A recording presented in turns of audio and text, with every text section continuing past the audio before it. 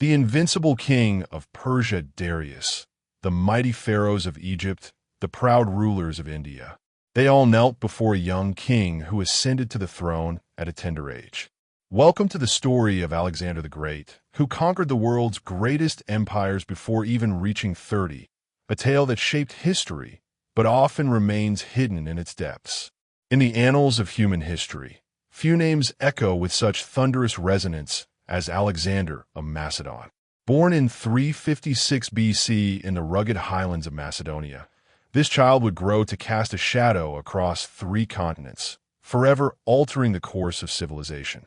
His story is not merely one of conquest, but of vision, ambition, and a relentless pursuit of glory that would define what it means to be legendary. The world into which Alexander was born was one of constant warfare and political intrigue. Macedonia, though powerful, was viewed by the sophisticated Greek city-states to the south as little more than a barbarian kingdom.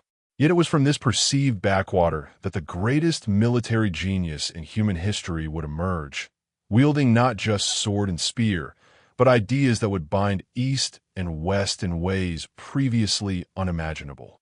In the royal palace of Pella, Macedonia's gleaming capital, a child's destiny was being forged through blood, ambition, and divine aspiration. Philip II of Macedon, Alexander's father, was no ordinary king. He had transformed Macedonia from a collection of feuding tribes into the most formidable military power in the known world.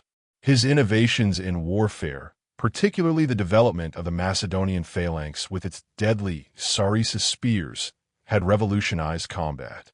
But Philip's greatest creation would not be military. It would be his son. Olympias of Epirus, Alexander's mother, was a woman of fierce intelligence and mystical devotion. A priestess of the Dionysiac mysteries and follower of the cult of Orpheus, she filled young Alexander's mind with tales of divine ancestry. She claimed that Alexander was not merely Philip's son, but the child of Zeus himself, conceived when the king of gods appeared to her in the form of a serpent. Whether Alexander believed these tales completely or simply found them useful, they instilled in him an unshakable confidence in his own destiny. The Macedonia of Alexander's youth was a land of contradictions. While Greek intellectuals in Athens debated philosophy in marble academies, Macedonian nobility hunted wild boar with nothing but spears and proved their worth through deeds of arms. Yet Philip II understood that true power required both military might and cultural sophistication. The Macedonian court attracted artists, scholars, and philosophers from across the Greek world, creating an environment where young Alexander would be exposed to the finest minds of his age. From his earliest years, Alexander displayed an unusual combination of intellectual curiosity and physical fearlessness. Stories from his childhood reveal a boy who tamed the wild horse Bucephalus when grown men failed, who questioned visiting dignitaries about distant lands with an intensity that unnerved them, and who absorbed every lesson about warfare, governance, and human nature with the hunger of one born to rule the world. The relationship between Alexander and his father was complex and often strained. Philip admired his son's brilliance, but worried about his reckless courage and grand ambitions. Alexander revered his father's achievements, but chafed under his shadow, eager to prove himself worthy of his claimed divine heritage. This tension would drive Alexander to ever greater feats, always seeking to surpass the man who had given him the tools to conquer the world. In 343 BC, when Alexander was 13 years old, Philip II made a decision that would profoundly influence the future course of world history. He invited Aristotle, already renowned as one of the greatest minds in the Greek world, to serve as his son's tutor. The choice was brilliant. Philip recognized that to rule the world, Alexander would need not just military skill, but the intellectual tools to understand and govern diverse peoples and cultures. Aristotle's academy at Mysa became Alexander's second home for 3 formative years.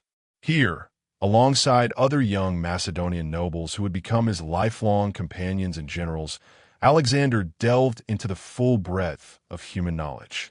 Aristotle taught him logic, teaching the young prince to dissect arguments and identify truth from falsehood.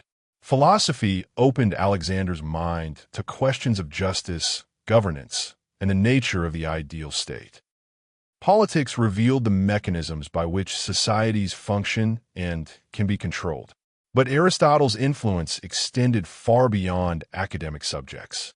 The great philosopher instilled in Alexander a deep curiosity about the natural world that would serve him well in his future conquests. Alexander learned to observe and catalog plants, animals, and geographical features, turning his military campaigns into scientific expeditions. He studied medicine, knowledge that would prove invaluable when treating wounded soldiers and understanding the diseases that plagued armies on campaign. Perhaps most importantly, Aristotle introduced Alexander to the great works of literature, particularly Homer's Iliad. The young prince became obsessed with Achilles, carrying a copy of the Iliad with him throughout his conquests and sleeping with it under his pillow. Achilles became Alexander's model, the greatest warrior of his age who chose a short life of glory over a long life of obscurity. This choice would echo throughout Alexander's own brief but blazing career.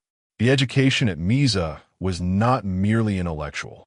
Aristotle understood that Alexander would need to inspire loyalty and command respect from men who would follow him into the unknown. The philosopher taught Alexander rhetoric, the art of persuasion that would allow him to rally troops before impossible battles and negotiate with foreign kings as an equal. He learned the customs and beliefs of different peoples, knowledge that would help him understand and eventually rule the diverse populations of his future empire. During these years, Alexander also forged the relationships that would define his reign. His closest companions, Hephaestion, Clytus, Ptolemy, Cassander, and others, shared in his education and would become the generals and governors who helped him conquer and rule the known world. These bonds, forged in youth and strengthened through shared learning and athletic competition, would prove more durable than blood relations. Aristotle's influence on Alexander was profound, but it was not without its complexities. The philosopher believed in the natural superiority of Greeks over barbarians, a view that Alexander would ultimately reject through his policies of cultural fusion. Aristotle favored stability and moderate governance, while Alexander was driven by an insatiable hunger for conquest and glory that knew no bounds. The student would surpass the teacher not just in fame, but in vision, creating an empire that transcended the narrow prejudices of Greek civilization. In 340 BC, Philip II departed Macedonia to campaign against Byzantium, leaving 16-year-old Alexander as regent in his absence. For most teenage princes, this would have been a ceremonial position, with experienced advisors handling actual governance. But Alexander was not most princes, and Macedonia was not at peace. The Mede, a Thracian tribe, chose this moment to rebel against Macedonian rule, perhaps believing that a boy king would be easy prey. They could not have been more wrong. Alexander gathered a force of Macedonian troops and struck at the Mede with lightning speed and devastating effectiveness. He didn't simply defeat the rebellion. He crushed it so thoroughly that the tribe would never again challenge Macedonian authority. In a move that revealed both his strategic thinking and his flair for the dramatic, Alexander founded a city on the site of his victory and named it Alexandroupolis, marking the first of many cities that would bear his name. This first independent command revealed the military genius that would soon shake the world. Alexander had absorbed not just his father's tactical innovations, but had intuited something deeper about warfare. That victory belonged not to the largest army or the strongest fortifications, but to the commander who could think faster, move quicker, and inspire greater devotion in his troops. His soldiers, many of whom had served under Philip for years, found themselves following this young prince with an enthusiasm that surprised even them.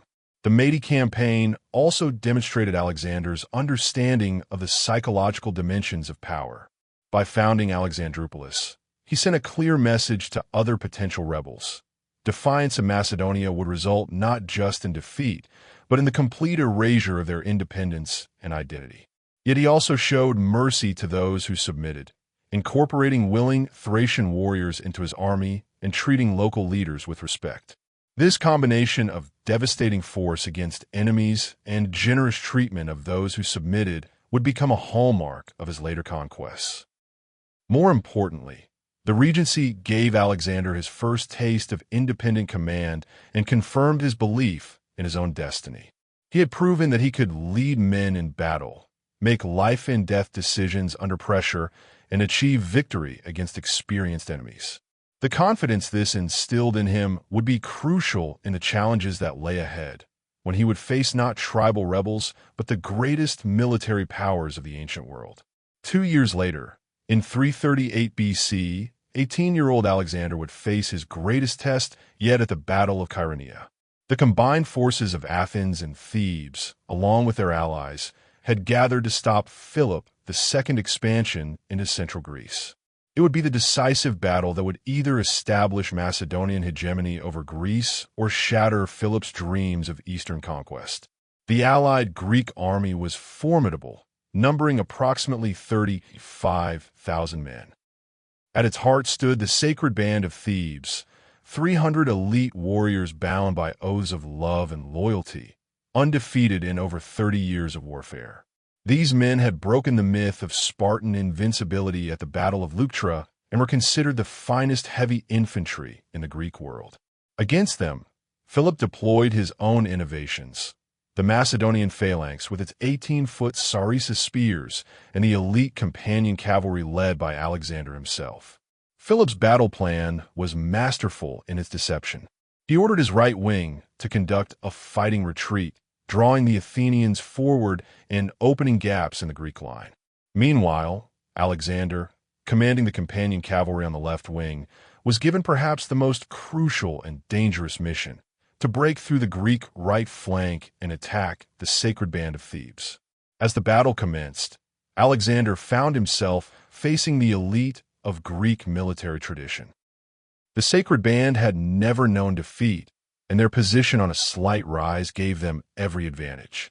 But Alexander had something they lacked: the mobility of heavy cavalry and the absolute certainty that he was destined for greatness. Leading his companions in a thunderous charge, he smashed into the Greek line with irresistible force. The destruction of the sacred band was complete and terrible. All 300 members of this elite unit died fighting, their bodies found later arranged in perfect formation around their fallen banners. When Philip II saw their corpses after the battle, he wept, declaring that anyone who believed these men had ever done or suffered anything shameful knew nothing of honor. But for Alexander, their destruction was proof of his own invincibility and the superiority of Macedonian arms. The victory at Chaeronea changed everything. In a single day, Macedonia had become the dominant power in Greece, and Alexander had announced himself as a military genius worthy to stand beside the greatest heroes of legend. The 18-year-old prince had commanded cavalry in a decisive battle and emerged victorious against opponents who had terrorized the ancient world. More importantly, he had gained absolute confidence in his ability to overcome any enemy through superior tactics, personal courage, and the devotion of his troops. Philip II used his victory to establish the League of Corinth, binding the Greek city-states in an alliance under Macedonian leadership for a planned invasion of Persia. But even as his father made these grand plans, Alexander was looking beyond Greece, beyond Persia, to horizons that even Philip's ambitious mind could barely comprehend. The young prince had tasted glory, and like his hero Achilles, he would accept any price to achieve immortal fame. The year 336 BC began with celebration, but ended in tragedy and transformation. Philip II had divorced Olympias to marry a young Macedonian noblewoman named Cleopatra Eurydice, creating a succession crisis that threatened to tear the royal house apart. The marriage was both personal and political. Philip needed to secure the loyalty of powerful Macedonian nobles, but Olympia saw it as a betrayal that could endanger Alexander's claim to the throne.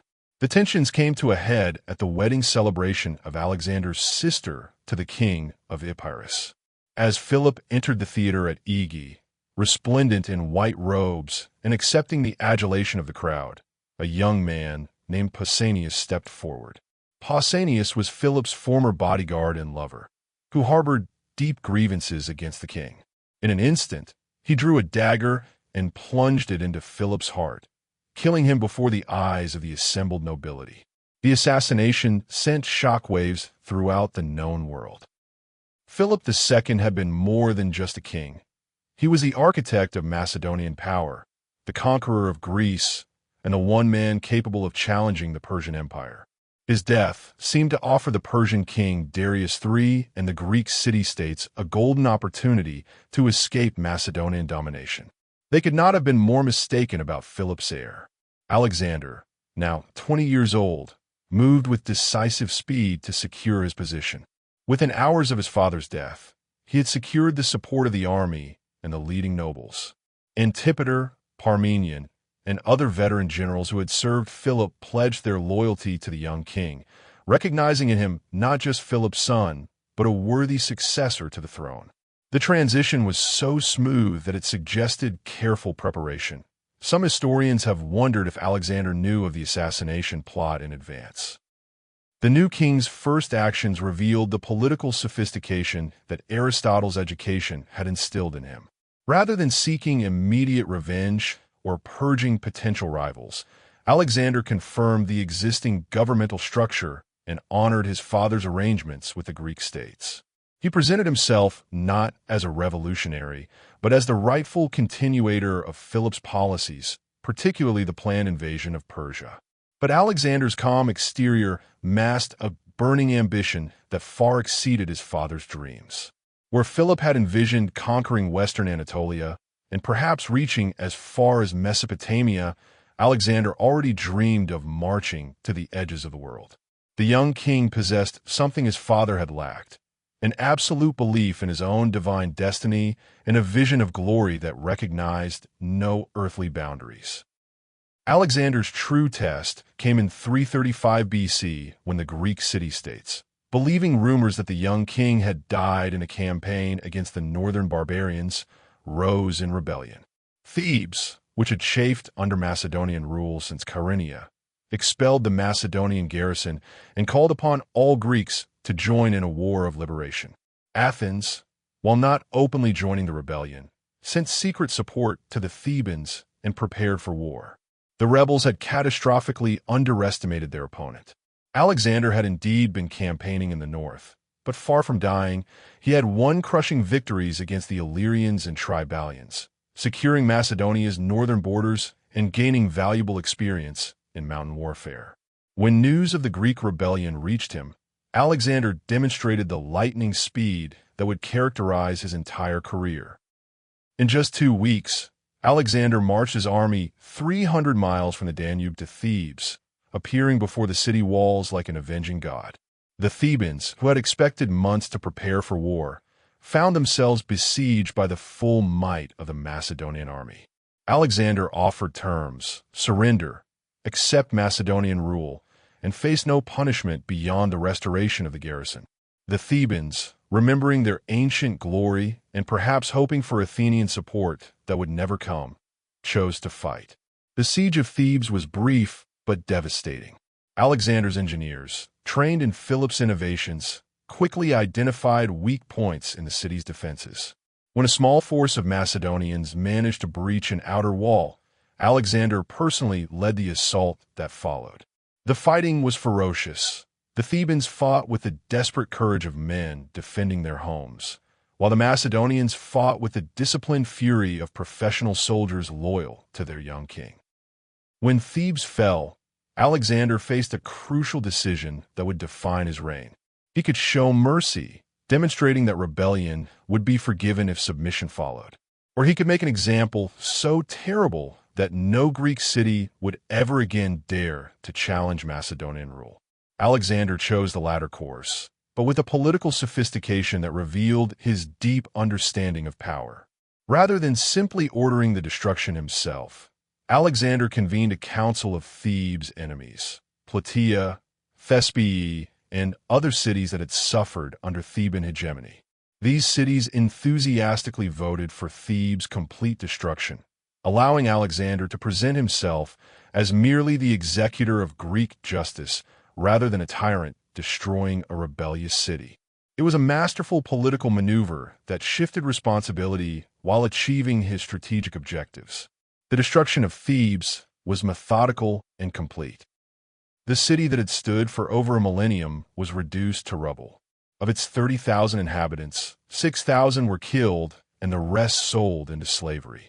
Only the temples of the gods and the house of the poet Pindar were spared, demonstrating Alexander's respect for divine authority and cultural achievement even in his wrath. The message to the rest of Greece was unmistakable. This young king possessed both the power and the will to destroy any who opposed him. Yet even in this act of calculated brutality, Alexander displayed the complexity that would characterize his reign. Many Theban prisoners who could prove connections to Macedonia or demonstrate skills valuable to his army were quietly freed. Some of the city's treasures were preserved rather than destroyed, eventually finding their way to the new cities Alexander would found. The king who could order the destruction of an ancient city could also show mercy to individuals, revealing a character that combined ruthless pragmatism with personal compassion. The fall of Thebes ended Greek resistance to Macedonian rule more effectively than a dozen battles. Athens, which had been preparing for war, hastily sent ambassadors offering submission and congratulations on Alexander's victory. The other Greek cities followed suit, recognizing that this young king possessed not just his father's military genius, but something more dangerous, the absolute conviction that he was destined to rule the world. In the spring of 334 BC, Alexander stood on the European shore of the Hellespont, gazing across the narrow strait that separated Europe from Asia. Behind him stretched an army of approximately 37,000 men, 32,000 infantry, and 5,000 cavalry, the finest military force ever assembled. Before him lay the Persian Empire, the greatest power the world had ever known, ruling territories that stretched from the Aegean to the Indus, from the Caucasus to the cataracts of the Nile. The crossing of the Hellespont was far more than a military maneuver. It was a symbolic act that announced Alexander's intention to surpass all previous heroes. As a ship approached the Asian shore, Alexander hurled a spear into the beach, claiming the continent as his by right of conquest. He then sacrificed to Poseidon and the Nereids, seeking divine favor for his unprecedented enterprise. Most significantly, he visited the tomb of Achilles at Troy, running naked around the monument in honor of his hero and laying wreaths on the grave. The visit to Troy revealed Alexander's understanding of the power of myth and legend. By honoring Achilles, he positioned himself as the successor to the greatest warrior of the heroic age. He took from the temple a shield that was said to have been used in the Trojan War, which he would carry in his greatest battles. This was not mere superstition, but brilliant propaganda. Alexander was announcing that he had come to Asia not as a mere conqueror, but as the champion of Greek civilization against barbarian despotism. The Persian Empire that awaited Alexander was vast, but not united. Darius III had ruled for only 4 years and had not yet fully consolidated his power. The empire's great strength, its diversity, was also its weakness. Persians, Medes, Bactrians, Scythians, Indians, Egyptians, and Greeks all served in Persian armies, but their loyalty was often uncertain. The empire's provincial governors, the satraps, exercised nearly independent power and sometimes pursued their own interests over those of the great king. Yet the challenges facing Alexander were staggering. He was leading a relatively small army against an empire that could field hundreds of thousands of troops. His supply lines stretched across hostile territory, while the Persians could draw on the accumulated wealth of centuries. Most daunting of all, Alexander had no experience commanding armies in major battles. Corinna had been fought under his father's overall command, and his other victories had been against tribal opponents. The Persian strategy was sound in theory: avoid major battles, use their naval superiority to attack Alexander's supply lines, and wear down the Macedonian army through a campaign of attrition. The satrap Memnon of Rhodes, a Greek mercenary commander in Persian service, advocated a scorched earth policy that would deny Alexander supplies, while Persian gold fomented rebellion in Greece. Had this strategy been followed, Alexander's invasion might have ended before it truly began. But the Persian nobles at the satrapal council rejected Memnon's advice, partly from pride and partly from a fatal underestimation of their opponent. They chose to meet Alexander in open battle, confident that Persian numbers and the quality of their cavalry would overwhelm the Macedonian invaders. This decision would cost them dearly and give Alexander the opportunity to prove that his army was not just another barbarian raid, but the instrument of a military genius. In May 334 BC, Alexander received word that a Persian army had gathered at the Granicus River in northwestern Anatolia. The Persian force numbered approximately 20,000 cavalry and 20,000 Greek mercenary infantry, commanded by the satraps of western Anatolia and Memnon of Rhodes. Their position was strong. The steep banks of the Granicus would force Alexander's army to attack uphill while under constant harassment from Persian archers and cavalry. When Alexander's scouts reported the enemy position, his veteran General Parmenion advised caution. The old soldier, who had served Philip II with distinction, recommended making camp and attacking at dawn when the Persian cavalry would be less effective. It was sound tactical advice from one of the most experienced commanders of the age. Alexander rejected it completely. The young king's decision to attack immediately was not reckless but calculated. He understood that his army's greatest advantage was its flexibility and the shock power of the Macedonian phalanx, supported by his companion cavalry.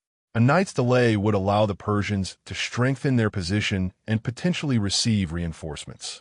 More importantly, Alexander needed to establish his reputation in Asia through decisive victory, not cautious maneuvering. The battle began with Alexander personally leading a cavalry charge across the river. This was not merely brave leadership, but strategic genius. By attacking at the head of his troops, Alexander forced the Persian commanders to concentrate their efforts against him, preventing them from coordinating an effective response to the broader Macedonian assault. As Persian nobles surrounded the Macedonian king, trying to win glory by killing him in single combat, the phalanx crossed the river and began its deadly work. The fighting around Alexander was fierce and personal. Spithridates, the Persian satrap, struck at the king with his scimitar, cutting through Alexander's helmet and wounding his scalp. As the Persian raised his weapon for a killing blow, Clitus the Black, one of Alexander's bodyguards, severed the satrap's arm with a single sword stroke. It was a moment that revealed both Alexander's courage and his vulnerability. Throughout his career, he would lead from the front, inspiring his troops, but constantly risking the collapse of his entire enterprise. As the Macedonian phalanx established itself on the eastern bank, the Persian line began to crumble. The satrapal cavalry, accustomed to fighting dispersed enemies or supporting infantry, could not break the disciplined ranks of the Macedonians. One by one, the Persian commanders fell, some in single combat with Alexander himself, others overwhelmed by the advancing phalanx. When the cavalry broke, the Greek mercenaries found themselves abandoned and surrounded. The fate of the Greek mercenaries revealed both Alexander's political sophistication and his ruthless pragmatism. These men had fought for Persian gold against their fellow Greeks, and Alexander could not allow such service to go unpunished without encouraging others to take Persian pay. Of the 18,000 mercenaries, most were killed in the subsequent slaughter. The survivors were sent in chains to Macedonia to work in the mines, a fate that awaited all Greeks who fought against him. But Alexander's treatment of Persian prisoners was markedly different. Captured nobles were treated with honor and eventually released, often with gifts and expressions of royal favor. This policy served multiple purposes.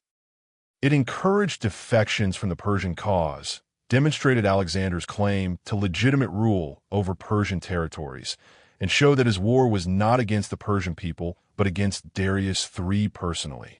The victory at Granicus opened all of western Anatolia to Alexander's army.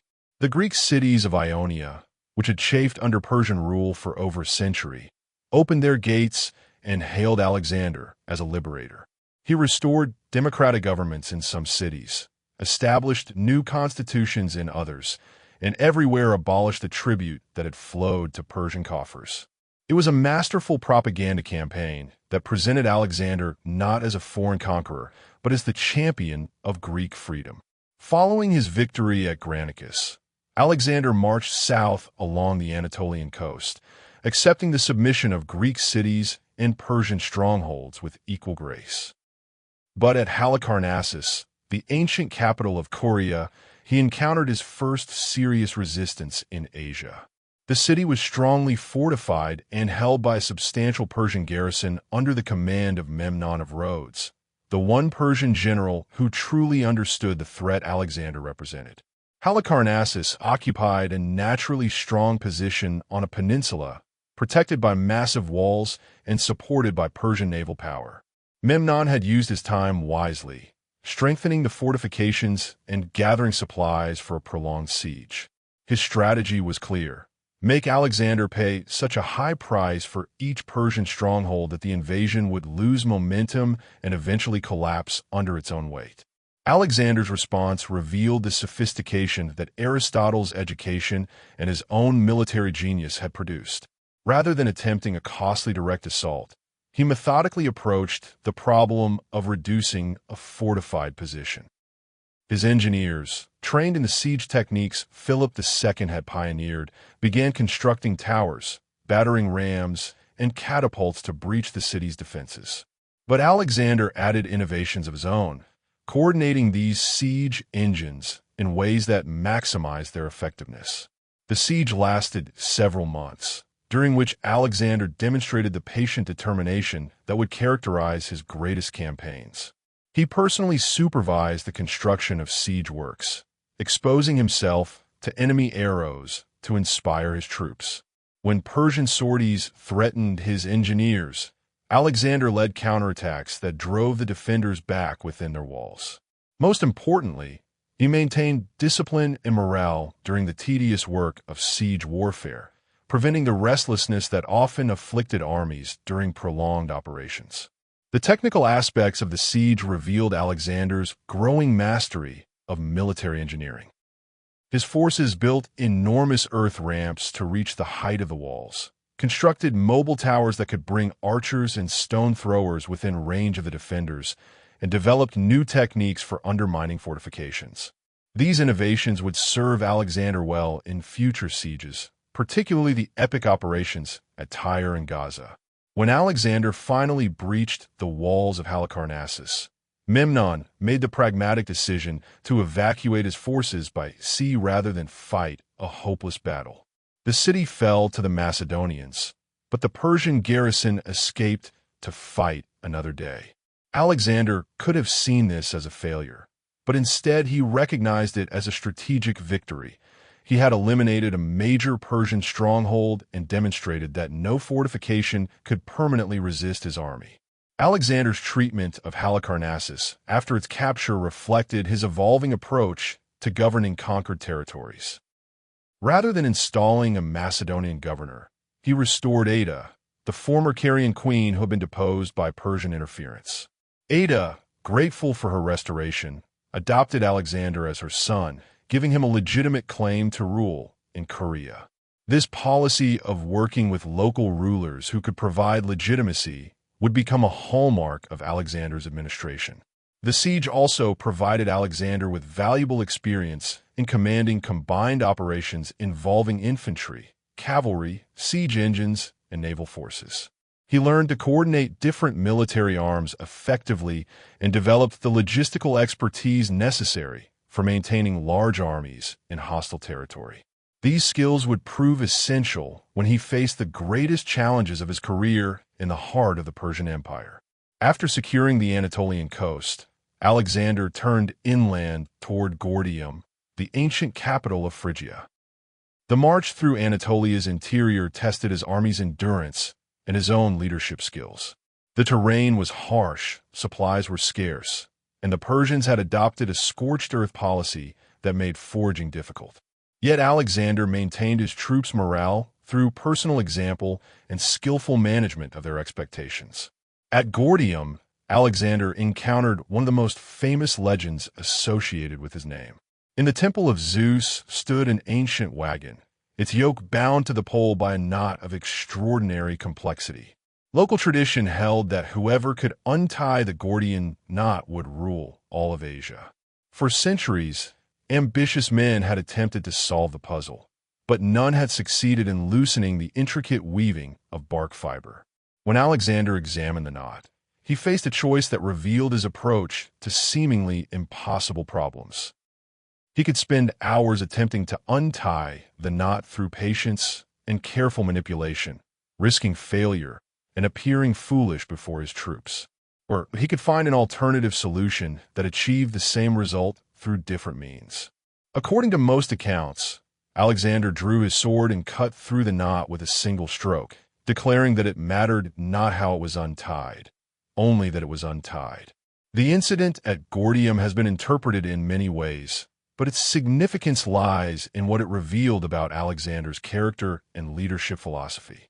He possessed the intellectual flexibility to approach problems from unexpected angles and the confidence to act decisively when conventional methods proved inadequate.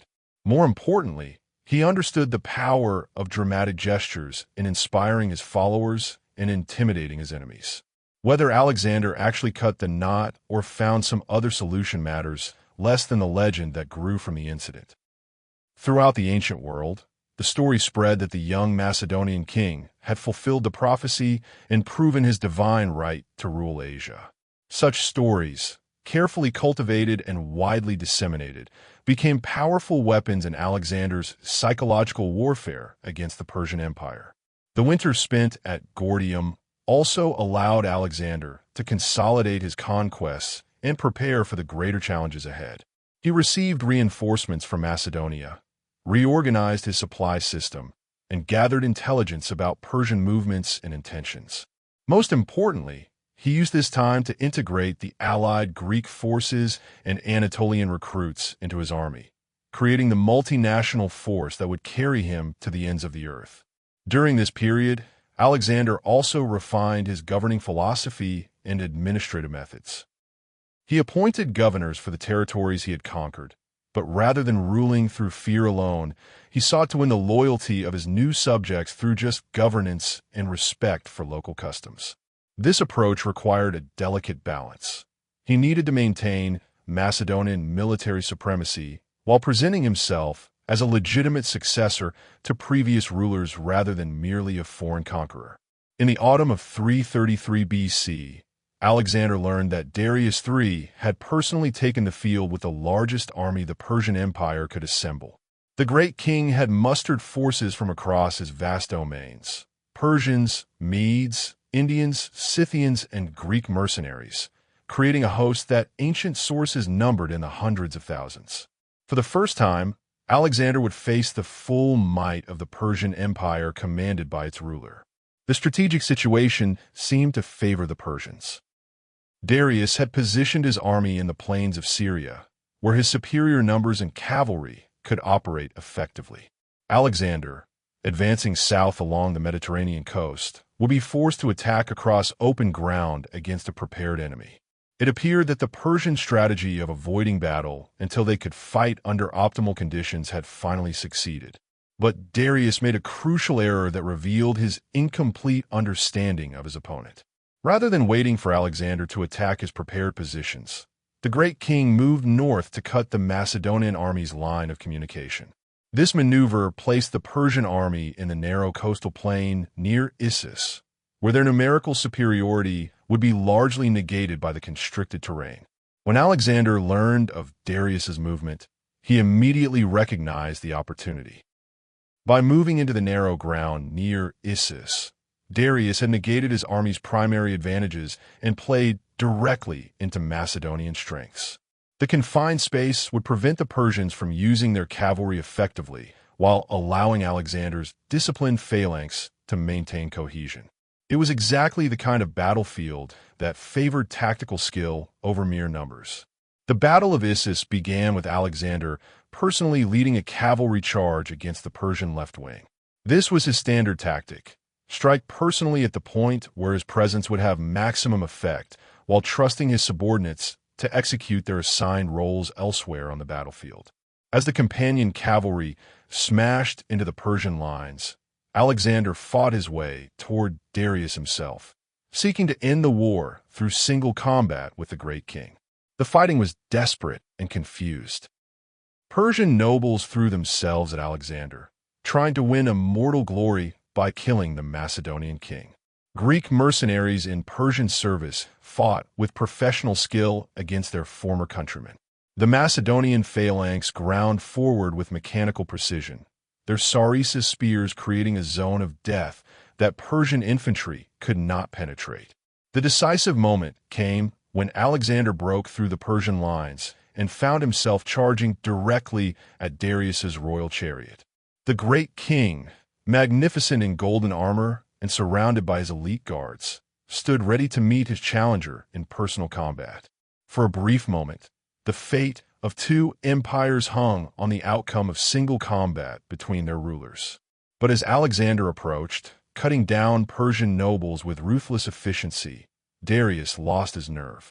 The great king, recognizing that his death would mean the immediate collapse of Persian resistance, chose discretion over valor.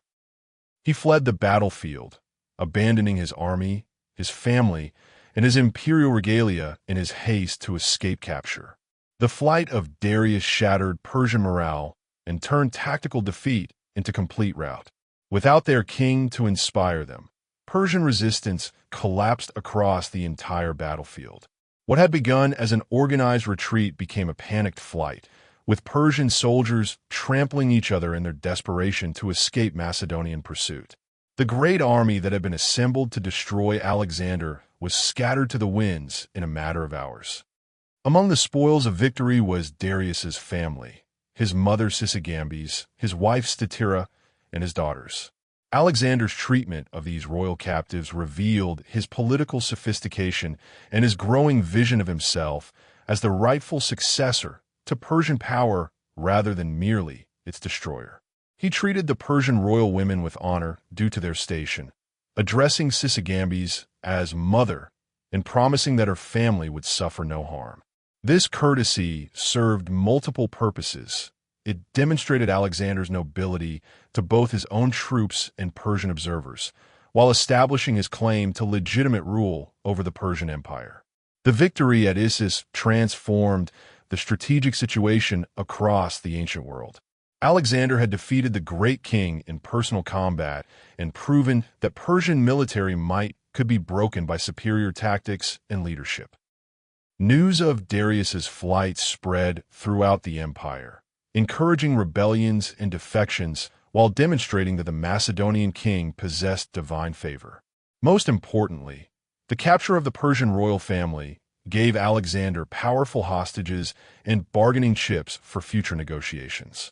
Yet Alexander's response to victory revealed the growing ambition that would drive him to the edges of the world. Rather than accepting Darius's subsequent peace overtures, which offered him vast territories and enormous ransoms, Alexander rejected all negotiations. He declared that there could be only one king of Asia, and that king would be himself. The young man who had crossed the Hellespont to liberate Greek cities was transforming into something far more dangerous, a conqueror who would accept nothing less than the entire world. Following his triumph at Issus, Alexander faced a crucial strategic decision. He could pursue Darius immediately, potentially ending Persian resistance through decisive battle, or he could secure his rear by capturing the Persian naval bases along the Mediterranean coast.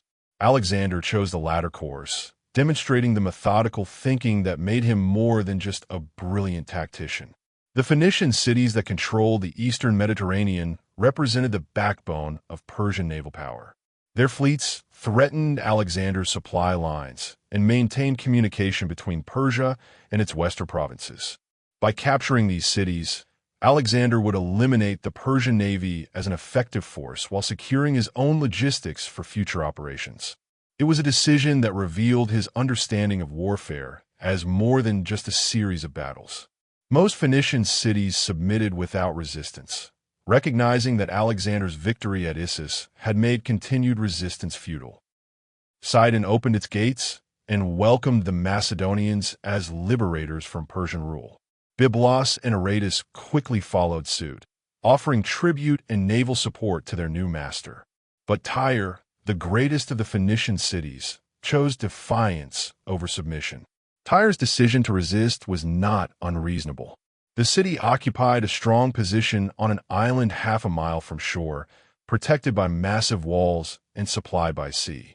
Its harbor could accommodate the largest Persian fleets, and its wealth could fund prolonged resistance. Previous conquerors, including the Babylonian king Nebuchadnezzar, had spent years trying to capture Tyre without success. The Tyrians believed their city was impregnable. They had not reckoned with Alexander's engineering genius and absolute determination.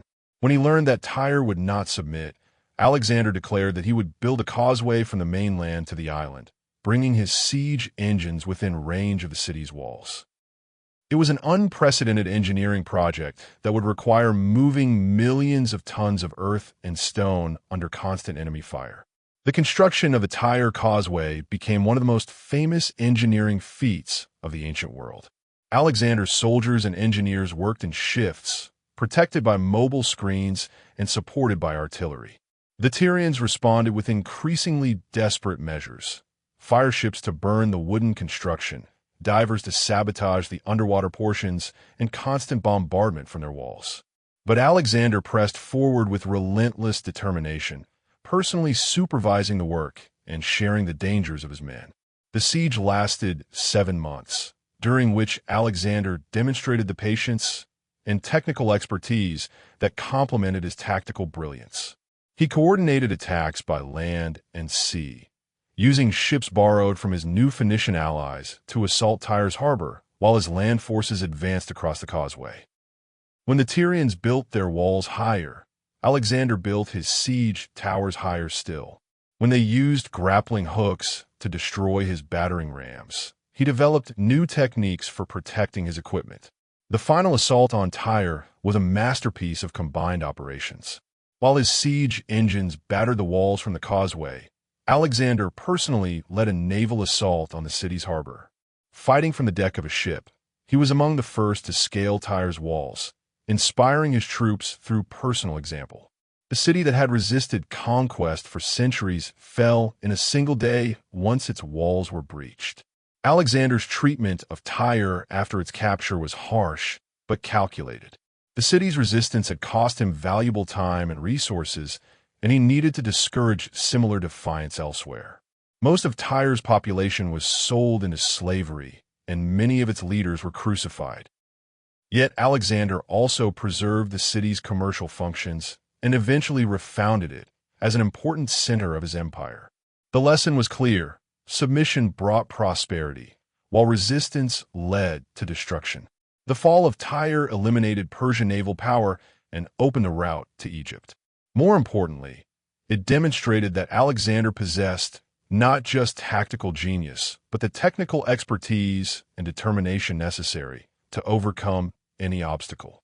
No fortress was impregnable, no position too strong, no challenge too difficult for the Macedonian king and his army. In the winter of 332 BC, Alexander entered Egypt as a liberator rather than a conqueror.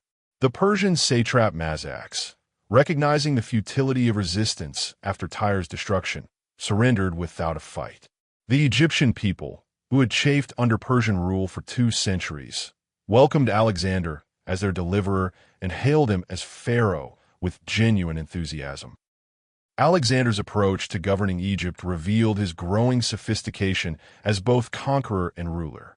Rather than imposing Macedonian customs and institutions, he presented himself as the rightful successor to the pharaohs and the protector of Egyptian traditions. He sacrificed to Egyptian gods, participated in religious ceremonies, and showed profound respect for the ancient civilization he now ruled. The most significant event of Alexander's Egyptian sojourn was his journey to the Oracle of Ammon at the Siwa oasis. This pilgrimage through the dangerous Libyan desert served multiple purposes. It demonstrated Alexander's piety to his Egyptian subjects, established his connection to the god Ammon, whom Greeks identified with Zeus, and provided an opportunity for the oracle to confirm his divine ancestry. The journey to Siwa was fraught with peril. Alexander's party became lost in the desert, and according to various accounts, was saved only by divine intervention. Ravens led them to water, or springs appeared miraculously in their path. Whether these stories reflect actual divine favor or simply good fortune and skilled desert guides matters less than their propaganda value. They reinforced Alexander's image as a king protected by the gods themselves. At the Oracle of Ammon, Alexander met privately with the priests, and the exact nature of their conversation remains one of history's great mysteries. What is certain is that Alexander emerged from the temple convinced that he was indeed the son of Ammon's Zeus, not merely the adopted son that Olympias had claimed him to be. This divine confirmation would profoundly influence his subsequent behavior and self-perception. The oracle's pronouncement served Alexander's purposes perfectly. In Egyptian religious tradition, the pharaoh was literally the son of the gods, so divine parentage was essential for legitimate rule.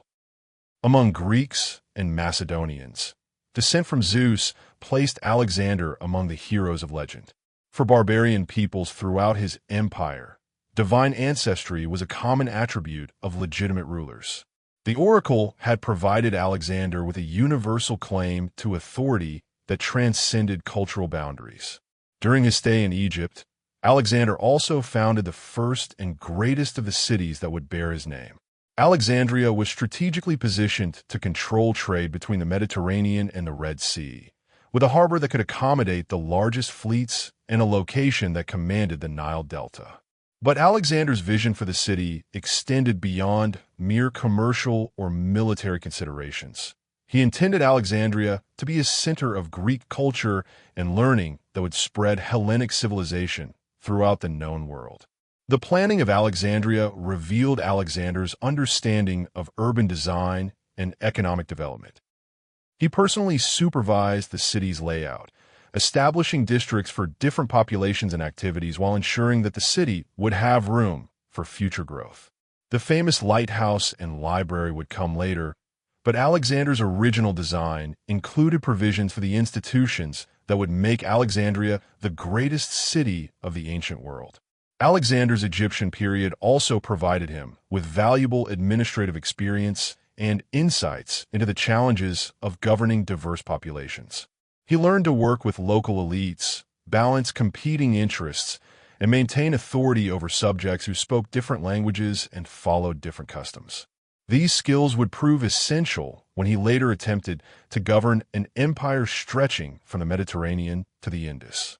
By the autumn of 331 BC, Darius III had spent 2 years preparing for the decisive battle that would determine the fate of the Persian Empire. Learning from his defeats at Granicus and Issus, the great king had chosen his ground carefully. The plains of Gaugamela in northern Mesopotamia, where his superior numbers and cavalry could operate to maximum advantage. He had even had the battlefield leveled and cleared to ensure perfect conditions for his forces. The Persian army that assembled at Gaugamela was the largest force the ancient world had ever seen concentrated in one place. Darius had summoned troops from every corner of his empire, Persians and Medes from the heartland, Bactrians and Sogdians from the northeast, Indians from beyond the Indus, Scythians from the steppes, and Armenians from mountains. Ancient sources, though likely exaggerated, numbered the Persian host at over 1 million men. Alexander's army, by contrast, numbered approximately 47,000 men, still small by Persian standards, but larger than the force he had brought to Asia. His ranks now included not just Macedonians and Greeks, but also Thracians, Illyrians, and others who had joined his cause. More importantly, this was now a veteran force, seasoned by 3 years of constant campaigning and absolute victory. Every man in Alexander's army believed in his invincibility and their own superior skill. The night before the battle, Alexander's veterans urged him to attack under cover of darkness, when a confusion would negate Persian numerical advantage. It was sound tactical advice that even Parmenion supported. But Alexander rejected the suggestion with a response that revealed his absolute confidence and political sophistication. "I will not steal victory like a thief." He understood that a night attack, even if successful, would leave doubts about the legitimacy of his victory. Alexander spent the final night before Gaugamela studying the Persian positions and finalizing his battle plan. He had learned from his previous encounters with Persian armies and had devised tactics specifically designed to neutralize their advantages while maximizing his own strengths. The plan was complex and risky, requiring perfect coordination and absolute trust in his subordinates' abilities. The Battle of Gaugamela began at dawn with the most spectacular military display the ancient world had witnessed. The Persian army stretched beyond the horizon, its ranks glittering with gold and steel. Darius himself commanded from a golden chariot, surrounded by his elite guard and the ancient banners of Persian supremacy. Opposite him, Alexander's army appeared almost insignificant, a small wedge of disciplined troops facing an ocean of enemies. Alexander's tactics at Gaugamela represented the culmination of his military genius. Rather than attempting to match the Persians across the entire front, he concentrated his best troops in an oblique formation designed to break through at the crucial point while holding elsewhere. His plan required his left wing to conduct a fighting withdrawal while he personally led the decisive attack on the Persian center. The battle's opening phase unfolded exactly as Alexander had planned. The Persian cavalry attacked his flanks in overwhelming numbers, forcing the Macedonians to give ground and threatening to envelop the entire army. To outside observers, it appeared that Alexander's small force was being swallowed by the Persian multitude. But the Macedonian king was not trying to win everywhere. He was creating the conditions for victory at the decisive point. As the Persian cavalry pursued Alexander's retreating flanks, gaps appeared in their center. Alexander, watching from his position with the companion cavalry, recognized the moment when tactical retreat became opportunity. Leading his elite horsemen in a wedge formation, he charged directly at the gap in the Persian lines, aiming for Darius himself. The charge of Alexander's companions at Gaugamela was perhaps the most decisive cavalry attack in military history. Striking the Persian center at exactly the right moment, Alexander's relatively small force of elite cavalry created chaos throughout the massive enemy army.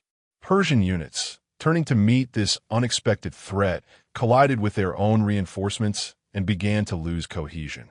As Alexander fought his way toward Darius, the two kings once again faced each other in single combat.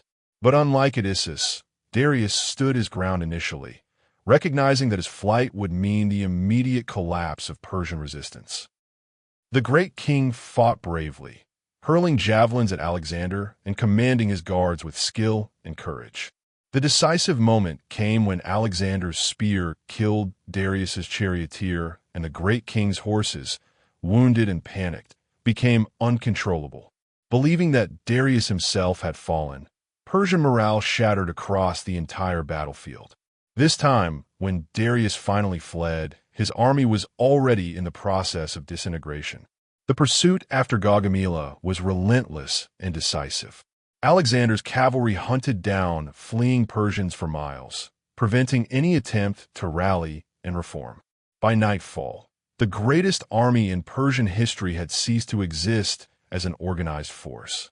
The battle had cost Alexander fewer than 500 casualties while inflicting tens of thousands on his enemies. The victory at Gaugamela effectively ended the Persian Empire as a unified state. Darius's authority collapsed. His satraps began negotiating with Alexander, and the great cities of Mesopotamia opened their gates to the conqueror. More importantly, Alexander had proven that no force on earth could stand against his army when properly led and positioned. Yet even in this moment of supreme triumph, Alexander displayed the vision that would make him more than just a conqueror. Rather than simply looting and destroying, he began the process of governing his new empire. He confirmed Persian officials who submitted, preserved local institutions that serve his purposes, and presented himself as the legitimate successor to Persian authority rather than merely its destroyer. The capture of Babylon in October 331 BC marked Alexander's transformation from conqueror to emperor. The ancient city, one of the wonders of the world with its hanging gardens and towering ziggurats, surrendered without resistance.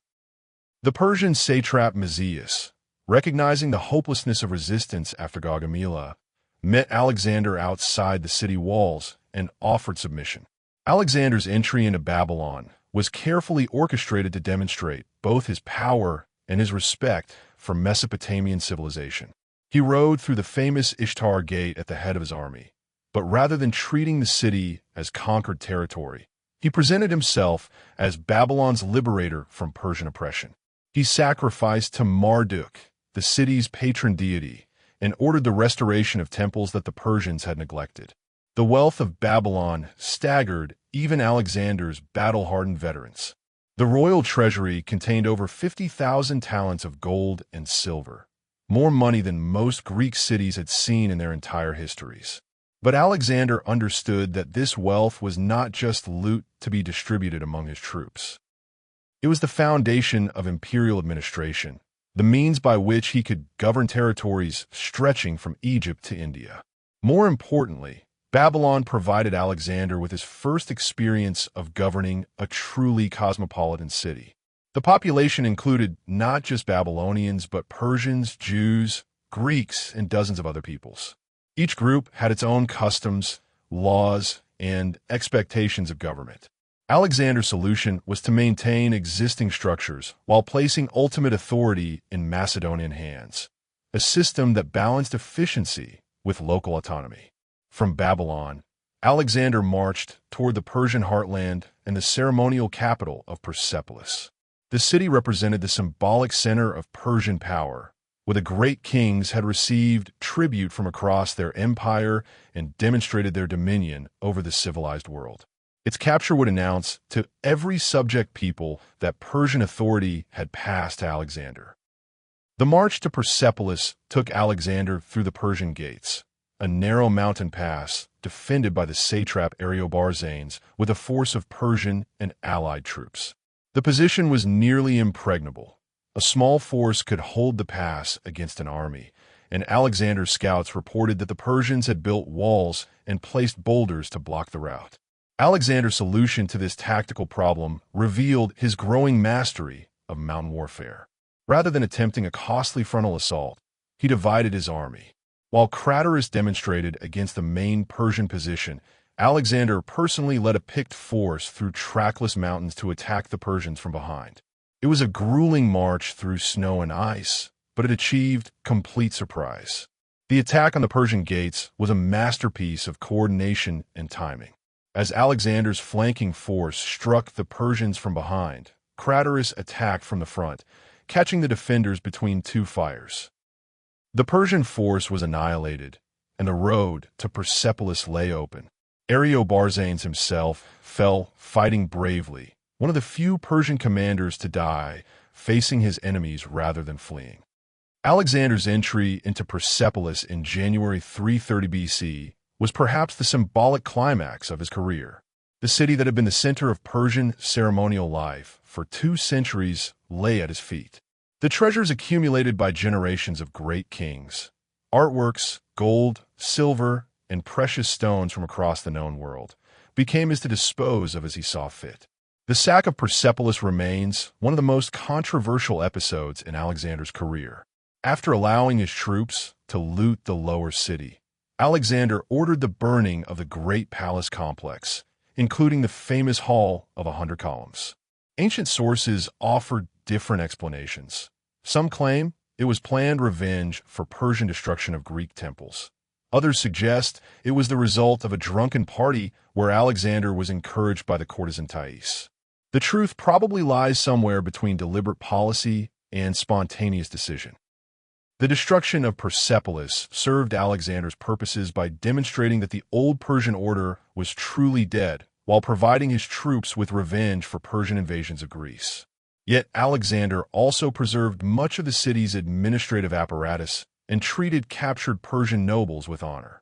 More significantly, the events at Persepolis marked the beginning of Alexander's transformation from Macedonian king to Persian emperor.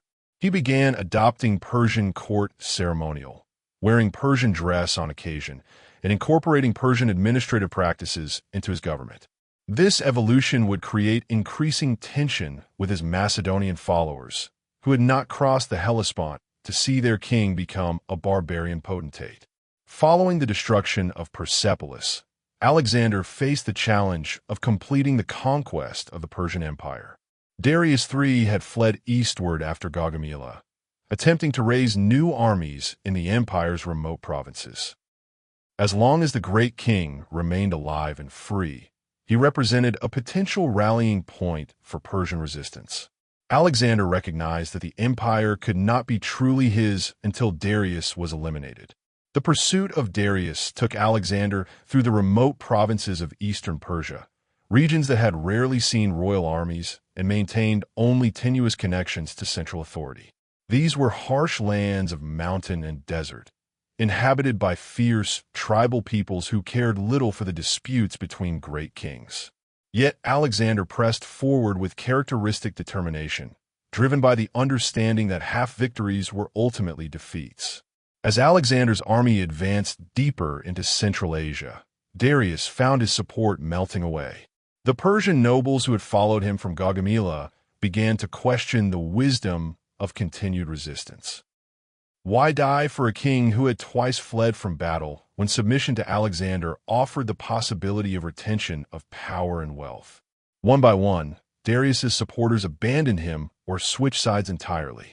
The end came in the summer of 330 BC near the town of Hecatompylos in Hyrcania. Bessus, the satrap of Bactria, and other Persian nobles made the decision that Darius had become a liability rather than an asset. They seized the great king, placed him under arrest, and began negotiations with Alexander for favorable terms of surrender.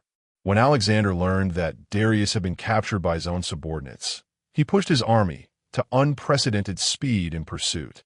He understood that the legitimacy of his rule over the Persian Empire depended partly on being seen as Darius's rightful successor rather than merely his defeater.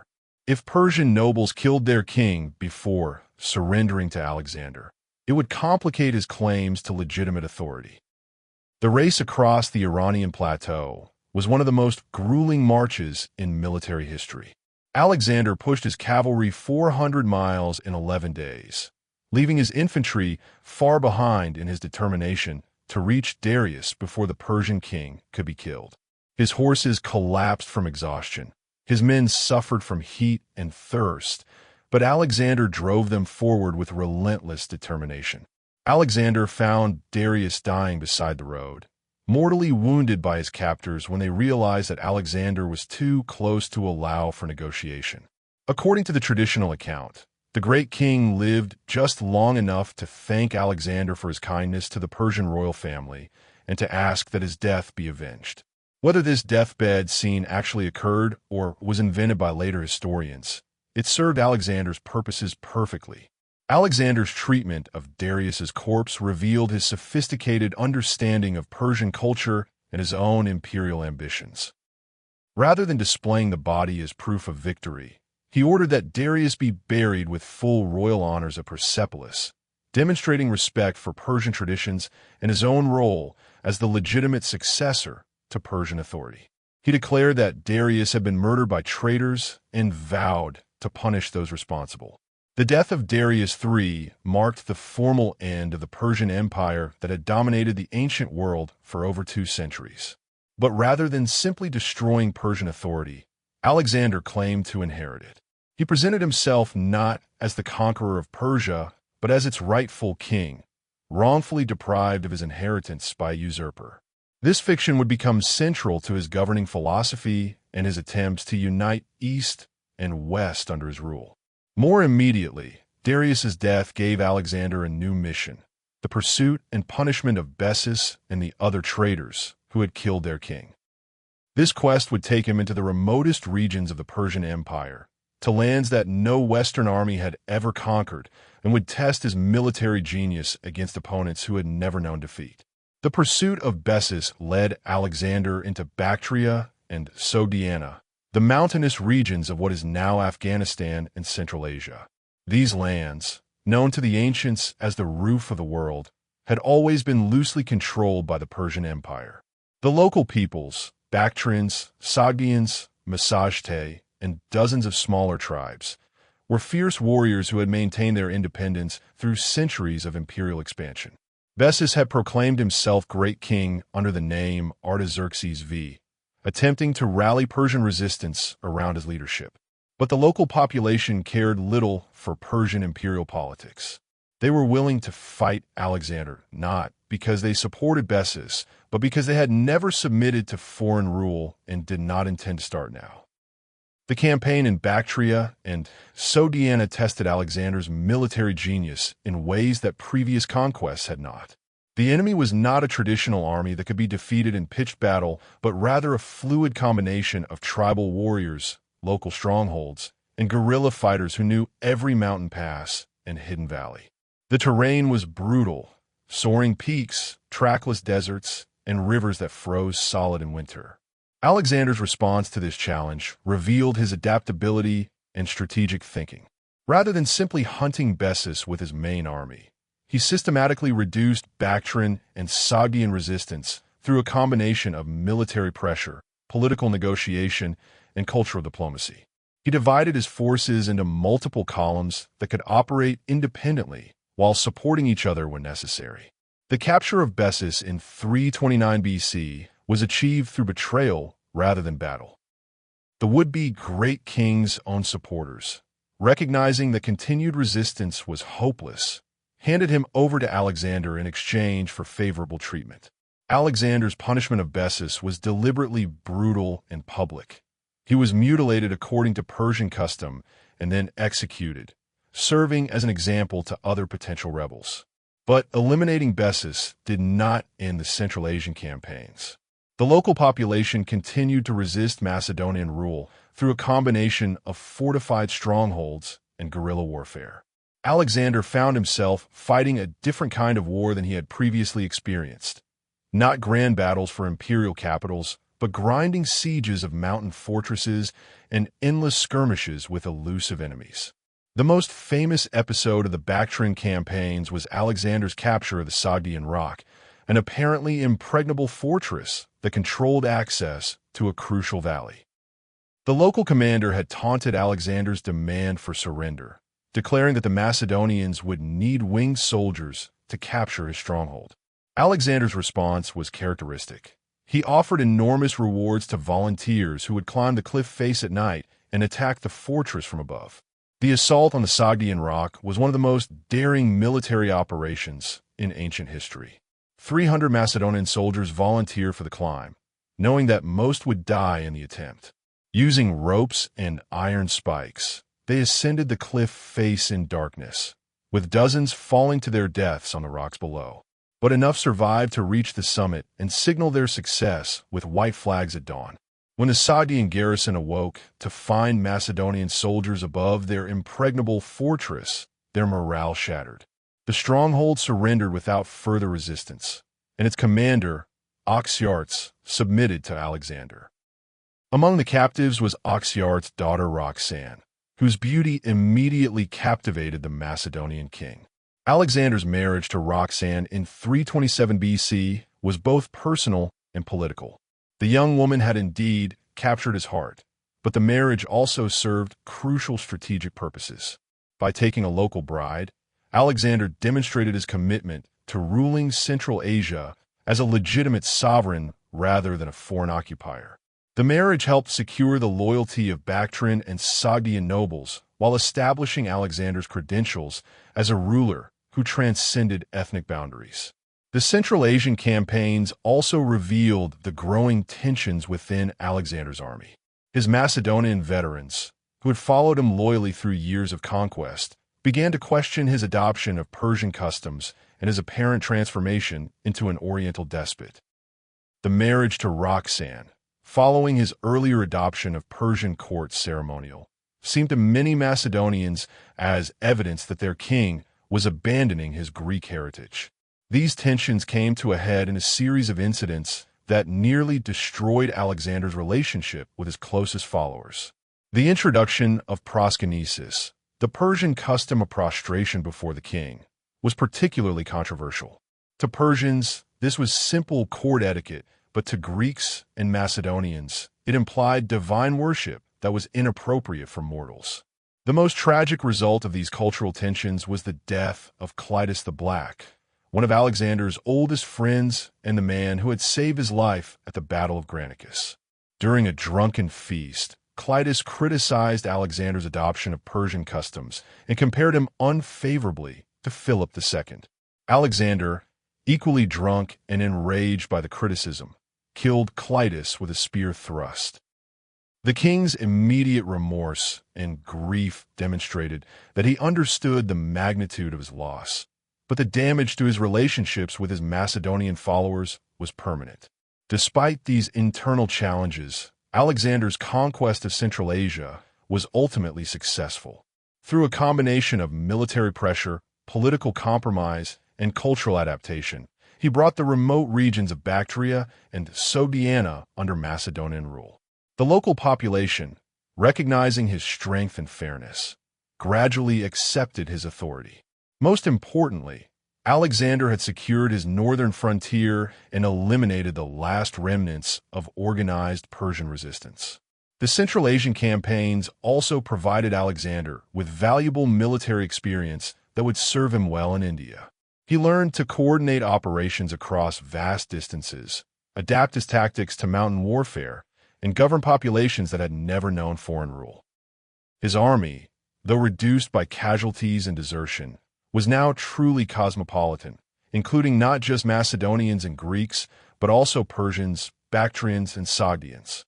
In the spring of 327 BC, Alexander stood on the banks of the Indus River, gazing eastward toward the mysterious subcontinent that Greeks knew only through fantastic tales of gold, spices, and monsters.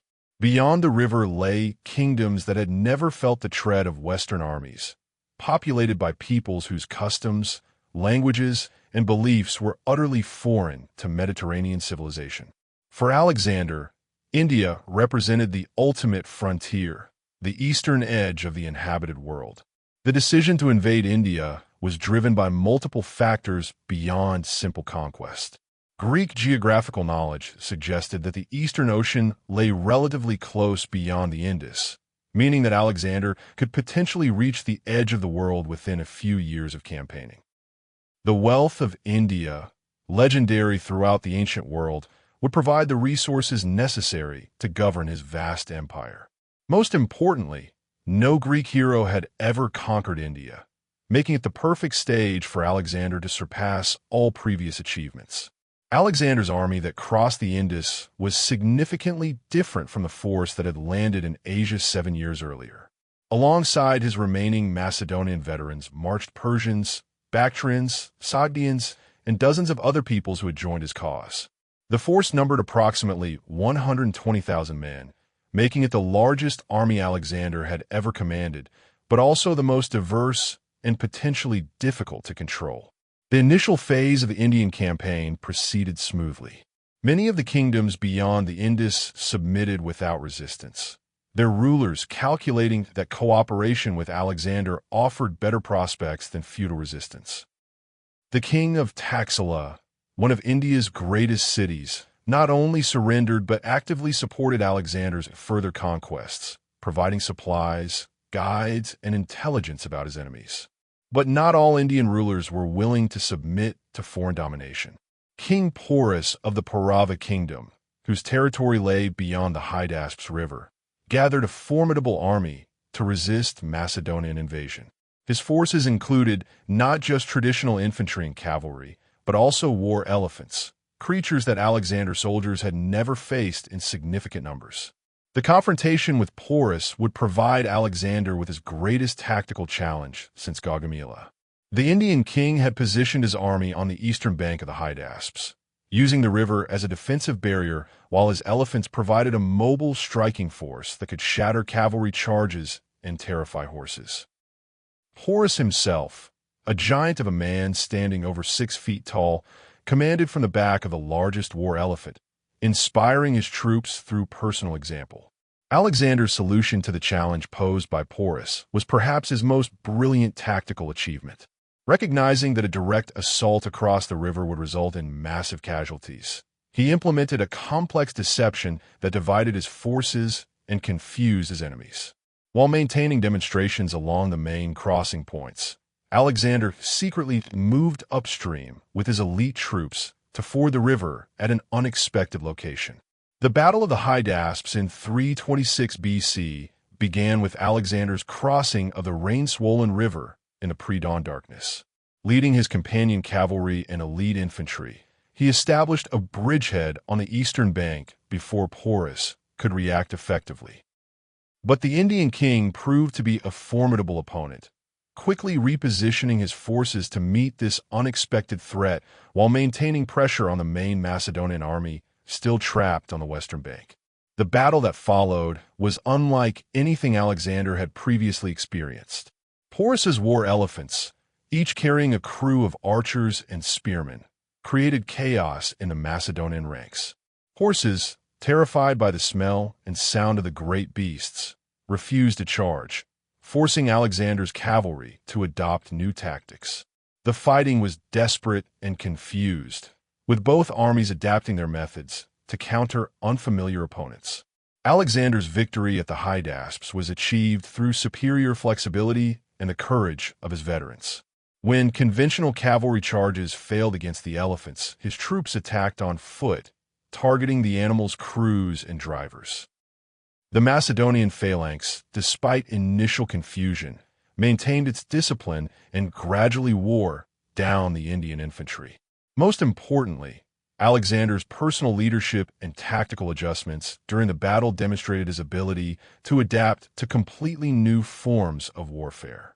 The defeat and capture of Porus marked the high point of Alexander's Indian campaign. But rather than humiliating his defeated opponent, Alexander treated the Indian king with extraordinary honor.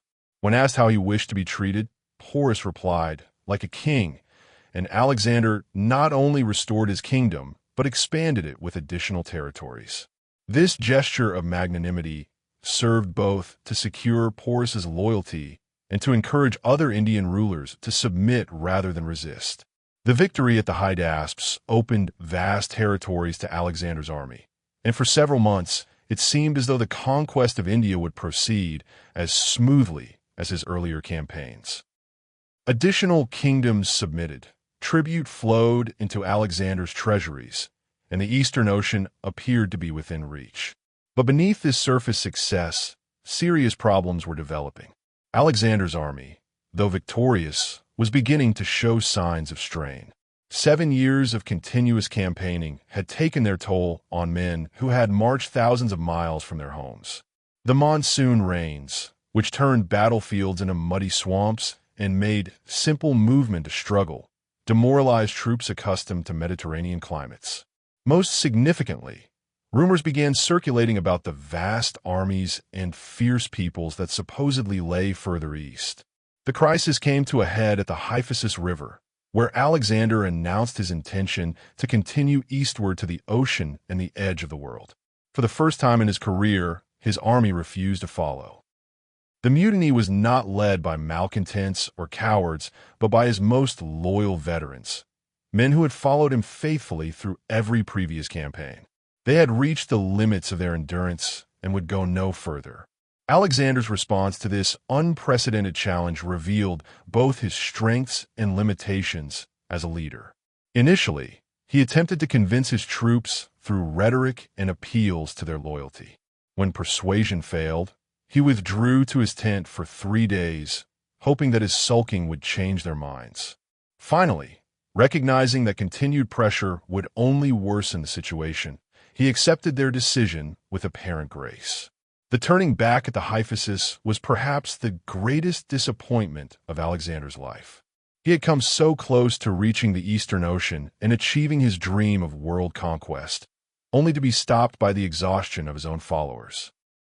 Yet his handling of the crisis demonstrated political maturity and an understanding that even absolute authority has limits when it conflicts with practical realities. Alexander's decision to begin the return journey from India in 325 BC was accompanied by elaborate preparations that revealed both his strategic thinking and his continued ambition for glory. Rather than simply retracing his route through the mountain passes of Central Asia, he planned an ambitious expedition that would explore new territories while maintaining his empire's unity through a coordinated three-pronged return. The plan was characteristically bold and complex. Craterus would lead the main body of the army, including the veterans and those wounded or exhausted by years of campaigning, back through the relatively safe northern route via Arachosia and Kandahar. Nearchus would command the fleet, sailing down the Indus River and then westward along the coast of the Arabian Sea, mapping unknown waters and establishing supply bases. Alexander himself would lead the remaining forces directly west through the Gedrosian Desert, the most dangerous route of all. Alexander's choice of the desert route was not mere bravado, but served several purposes. The coastal march would allow him to support Nearchus's fleet by establishing supply depots and digging wells. It would also demonstrate to his empire's subjects that no terrain could stop their king, while providing opportunities for geographic discovery and potential conquest. Most importantly, it would allow Alexander to emulate Cyrus the Great and Semiramis, legendary conquerors who had supposedly attempted but failed to cross the Gedrosian Desert. The march through Gedrosia became the most harrowing experience of Alexander's career. The desert that stretches across modern-day southern Iran and Pakistan was a landscape of burning sand, waterless wastes, and hidden dangers that claimed lives with merciless efficiency. Ancient sources, though they may exaggerate the numbers, suggest that Alexander lost more men in the Gedrosian Desert than in all his battles combined. The army that entered the desert in the autumn of 325 BC numbered approximately 85,000 people, including soldiers, camp followers, merchants, and prisoners. Within weeks, this force was reduced to a desperate column of exhausted survivors struggling against heat, thirst, and a complete breakdown of normal military discipline. Men abandoned their equipment, camp followers were left to die, and even Alexander's legendary determination was tested to its limits. The challenges of the desert march went beyond mere physical hardship. Traditional supply systems broke down completely. There were no cities to provide food, no rivers for water, and no local populations to requisition from. Sandstorms buried landmarks and erased paths, making navigation nearly impossible. Flash floods, rare but devastating, could destroy entire sections of the column in minutes. Alexander's leadership during the Gedrosian March revealed both his greatest strengths and his human limitations. When his soldiers were dying of thirst, he refused to drink water that could not be shared with all his men, pouring out a precious helmet of water rather than appearing to enjoy privileges denied to his followers. His soldiers, recognizing their king's desperate condition, collected the precious liquid in a helmet and offered it to him. Alexander, understanding that drinking while his men went thirsty would destroy morale, poured the water into the sand before their eyes, declaring that he would not drink unless all could drink. The survival techniques that Alexander's army developed during the Gedrosian March became models for later desert warfare. They learned to travel at night when temperatures were bearable, to dig for water in certain types of terrain, and to recognize the signs of approaching sandstorms. These hard-won lessons came at a terrible price, but they enabled the survivors to maintain some semblance of military organization even under the most extreme conditions. The reunion with Nearchus's fleet on the coast was an emotional moment that revealed the depth of suffering the desert march had inflicted. Alexander, according to ancient accounts, broke down in tears when he saw his admiral again, having feared that the naval expedition had been completely lost. The fleet had indeed faced its own challenges: hostile tribes, treacherous waters, and the constant threat of shipwreck. But naval warfare provided resources and escape routes that the desert did not.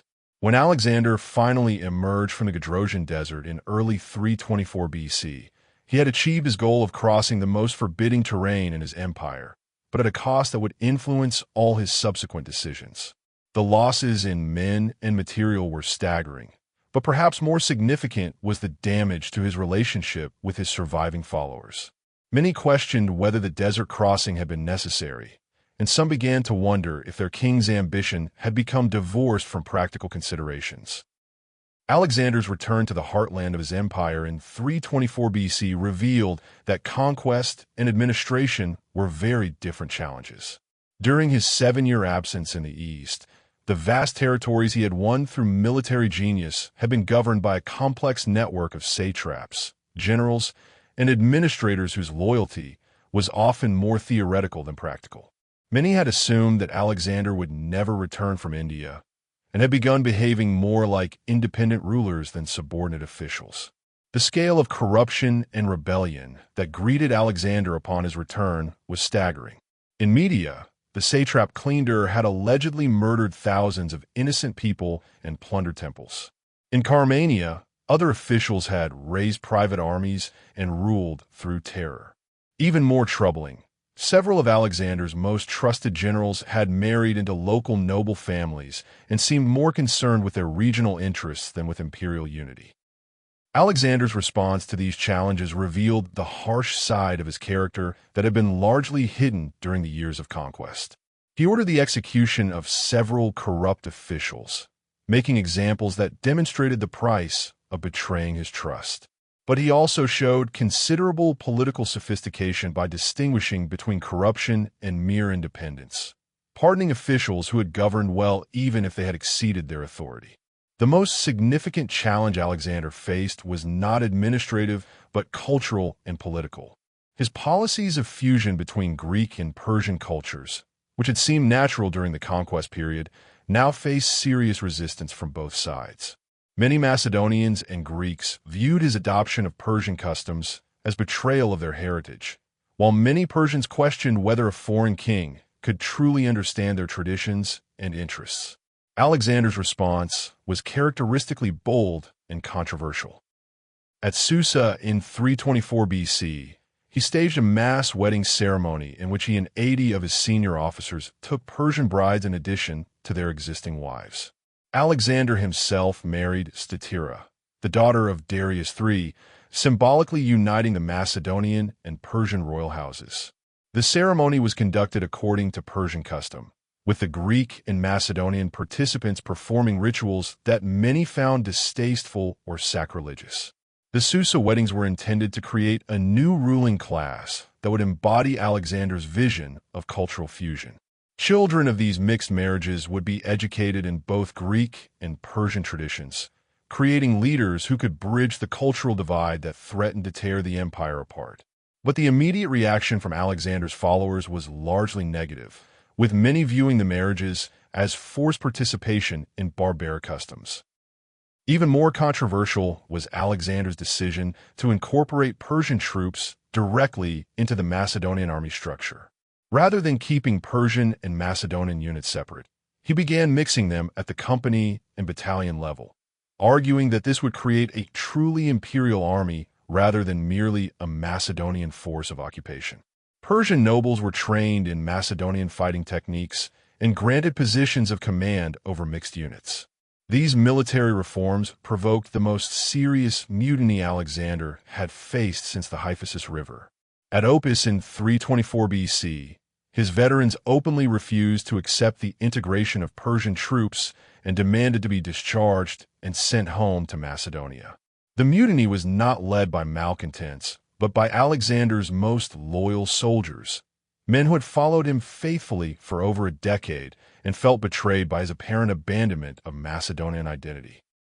Alexander's handling of the Opis mutiny demonstrated both his political skills and his understanding of military psychology. Rather than resorting to force immediately, he dismissed the mutineers from service and announced that he would continue his campaigns with Persian troops alone. This reverse psychology worked perfectly. Faced with the prospect of being replaced by the barbarians they despised, the Macedonian veterans quickly begged to be reinstated. The reconciliation feast that followed the Opis mutiny was carefully stage-managed to restore harmony while establishing Alexander's vision for his empire. Macedonians, Persians, and other peoples sat together as equals, with Alexander offering sacrifices and prayers for harmony between all races under his rule. It was a powerful symbolic gesture, but one that could not entirely heal the divisions that Alexander's policies had created. During this period, Alexander also faced a personal tragedy that affected him deeply. The death of his closest friend and possible lover, Hephaestion. The man who had been Alexander's constant companion since childhood died suddenly in Ecbatana, possibly from fever or poison. Alexander's grief was extraordinary even by ancient standards. He ordered elaborate funeral games, declared Hephaestion a hero to be worshipped, and began planning a tomb that would rival the greatest monuments of the ancient world. The death of Hephaestion marked the beginning of Alexander's final transformation. The man who had always been driven by ambition for glory now became increasingly erratic and suspicious. He began consulting oracles obsessively, adopted more Persian customs that alienated his remaining Macedonian followers, and spoke frequently of his own divinity in ways that disturbed even his most loyal supporters. Yet even in this period of personal crisis, Alexander continued to plan for the future with characteristic ambition. He ordered the construction of a massive fleet for the exploration and conquest of Arabia, commissioned new cities throughout his empire, and began planning educational reforms that would create a unified imperial culture. His vision extended far beyond mere military conquest to the creation of a new form of civilization that would endure for centuries. Alexander's last great project was the conquest of Arabia, a land that had remained largely independent despite the expansion of Persian and later Macedonian power. The Arabian Peninsula represented both a strategic challenge and an economic opportunity. Its tribes controlled the lucrative incense trade, its coastlines commanded important sea routes, and its conquest would complete Alexander's domination of the known world. The preparations for the Arabian campaign revealed the maturation of Alexander's strategic thinking. Rather than relying solely on military force, he planned a combined operation involving naval exploration, diplomatic overtures to friendly tribes, and the establishment of supply bases along the Persian Gulf. The scale of preparation was unprecedented. Hundreds of ships were constructed, new harbors were dug, and diplomatic missions were sent to gather intelligence about Arabian geography and politics. Alexander's approach to Arabian conquest showed his evolution from pure military commander to imperial strategist. He recognized that the peninsula's desert environment would require different tactics than his previous campaigns, so he invested heavily in logistical preparation and the development of specialized equipment. Camels were procured in large numbers, water storage systems were designed, and his engineers developed new techniques for desert navigation. The naval component of the Arabian expedition was particularly ambitious. Alexander ordered the construction of a fleet capable of exploring the entire Arabian coastline while supporting land operations through the establishment of supply bases and communication links. The ships were designed to operate in the shallow waters of the Persian Gulf while carrying sufficient supplies for extended voyages of exploration. But the Arabian campaign was never destined to be completed. As Alexander made his final preparations in Babylon during the spring of 323 BC, his health began to deteriorate rapidly. Whether from natural causes, poison, or the accumulated effects of years of wounds and hardships, the man who had conquered the known world found himself facing an enemy that could not be defeated through military genius. The final illness of Alexander the Great began in late May 323 BC during a series of banquets and ceremonies in Babylon. According to ancient accounts, Alexander had been drinking heavily and participating in extended festivities when he suddenly fell ill with fever and severe abdominal pain. What began as apparent food poisoning or excessive consumption quickly developed into something far more serious. The symptoms that Alexander displayed during his final illness have been debated by historians and medical experts for over 2 millennia. Ancient sources describe high fever, severe thirst, progressive weakness, and periods of delirium. Modern medical analysis has suggested various possibilities: malaria, typhoid fever, poisoning, or even a rare neurological condition. The truth may never be known, But the progression of his illness was rapid and ultimately unstoppable. As news of Alexander's condition spread throughout Babylon, the entire structure of the empire began to show signs of strain. Generals gathered in the palace, making plans for succession and positioning themselves for the power struggle that would inevitably follow. The army, camped outside the city, grew restless as conflicting rumors spread about their king's condition. Alexander's behavior during his final days revealed the character that had driven him to conquer the world. Even as his strength failed, he continued to conduct business, meeting with his naval commanders to discuss the Arabian expedition and issuing orders for the administration of his empire. He refused to name a clear successor, perhaps hoping against hope that he would recover, or perhaps recognizing that no single individual could hold his vast conquest together. The question of succession had plagued Alexander throughout his career, and his failure to address it clearly would prove catastrophic for his empire. His wife Roxanne was pregnant, potentially carrying a male heir, but the child would not be born for months. His half-brother Philip III was mentally disabled and incapable of effective rule. None of his generals possessed the combination of military genius, political skill, and personal charisma necessary to maintain imperial unity. On June 10, 323 BC, Alexander the Great died in Babylon at the age of 32. His last recorded words, when asked to whom he left his empire, were allegedly to the strongest, though this may be a later invention. What is certain is that his death marked the end of an era and the beginning of a struggle for power that would tear his empire apart within a generation. The immediate reaction to Alexander's death revealed the magnitude of his achievement and the impossibility of replacing him. His generals, the Didachi, or successors, immediately began maneuvering for position. Some, like Ptolemy, moved quickly to secure rich provinces like Egypt. Others, like Antigonus, attempted to claim the entire inheritance.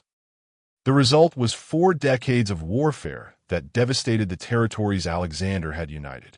Alexander's body became a symbol of legitimacy in the struggles that followed. Ptolemy seized the funeral cortege as it traveled toward Macedonia and interred Alexander in Alexandria, the city that bore his name. There, in a crystal sarcophagus, the conqueror's remains became objects of pilgrimage for centuries, visited by Julius Caesar, Augustus, and other would-be world conquerors seeking inspiration from the greatest of their predecessors. The death of Alexander the Great, at 32, ended a life that had compressed more achievement, adventure, and historical significance into 3 decades than most civilizations accomplish in centuries. In 13 years of active campaigning, he had conquered territories stretching from Egypt to India, founded dozens of cities, and created the largest empire the ancient world had ever seen. Yet his true legacy extends far beyond mere military conquest. Alexander's greatest achievement was the fusion of Eastern and Western civilizations that his conquests made possible. The Hellenistic world that emerged from his empire blended Greek intellectual traditions with Persian administrative methods, Indian mysticism, and Egyptian religious practices. This cultural synthesis produced advances in science, philosophy, art, and literature that influenced human development for over a millennium. The cities that Alexander founded, particularly Alexandria in Egypt, became centers of learning and commerce that preserved and transmitted ancient knowledge through the dark ages that followed the fall of classical civilization. The Library of Alexandria, though built after Alexander's death, embodied his vision of a universal culture that transcended ethnic and national boundaries. For centuries, scholars from across the known world gathered there to study, debate, and push forward the boundaries of human knowledge. Alexander's military innovations influenced warfare for generations. His combined arms tactics, integration of different troop types, and emphasis on mobility and surprise became standard practices that were studied and emulated by later commanders. The Macedonian phalanx, the companion cavalry, and the siege techniques he perfected remained relevant long after his death. Perhaps most significantly, Alexander's career demonstrated that determined individuals could indeed change the course of history. His example inspired countless later conquerors, from Hannibal and Julius Caesar to Napoleon and beyond. The idea that a single person, through genius and will, could remake the world became a permanent part of human consciousness. Yet Alexander's legacy is also one of unfulfilled potential and tragic waste. His empire, lacking the institutional foundations necessary for long-term stability, fragmented immediately after his death. The cultural fusion he promoted was incomplete and often superficial, failing to create the lasting unity he envisioned. His methods of conquest, while effective, left behind a trail of destroyed cities and displaced populations whose suffering is often overlooked in accounts of his glory. The historical Alexander, as opposed to the legendary figure, was a complex individual whose achievements were matched by significant flaws. His increasing adoption of despotic practices, his treatment of subordinates who questioned his decisions, and his apparent loss of touch with practical realities during his final years suggest a man overwhelmed by his own success. The alcohol abuse that may have contributed to his death reflects the enormous pressures of bearing responsibility for an empire that spanned 3 continents. Modern historians continue to debate Alexander's ultimate significance. Was he a visionary who attempted to create a better world through the fusion of cultures? Or was he simply a remarkably successful conqueror whose achievements were ultimately hollow? Was his empire a force for progress and enlightenment, or merely an instrument of Macedonian domination dressed in idealistic rhetoric? These questions remain relevant because they touch on fundamental issues about power, leadership, and the relationship between means and ends in human affairs. What cannot be disputed is the magnitude of Alexander's impact on world history. The territories he conquered became the battleground for the great conflicts between East and West for the next millennium. The cultural exchanges his conquests facilitated influenced the development of science, philosophy, and religion in ways that continue to affect modern civilization. The very concept of world empire, of a single political entity spanning multiple continents and cultures, was largely his creation. Alexander's personal story, the young king who conquered the world but died before he could fully realize his dreams, has resonated through the ages as a supreme example of both human potential and human limitation. His life embodied the classical tension between aspiration and mortality, between the desire for immortal fame and the reality of human fragility. In the end, Alexander achieved the immortality he sought, though not in the form he anticipated. Rather than ruling an eternal empire, he became eternal through the power of story and legend. His name became synonymous with conquest and achievement, inspiring and cautioning in equal measure. He proved that individuals could indeed remake the world, while also demonstrating the costs of such ambition. The young man who had dreamed of reaching the edge of the world and achieving divine status accomplished neither goal in the literal sense. But he succeeded in expanding the boundaries of human possibility and creating a legacy that has influenced civilization for over 2 millennia. In pursuing his impossible dreams, Alexander the Great achieved a form of immortality that surpasses any earthly empire. Alexander the Great lived only 32 years, but he changed the world forever. What do you think? If he had lived longer, how might the course of history have been different? Share your thoughts in the comments. Let's discuss together.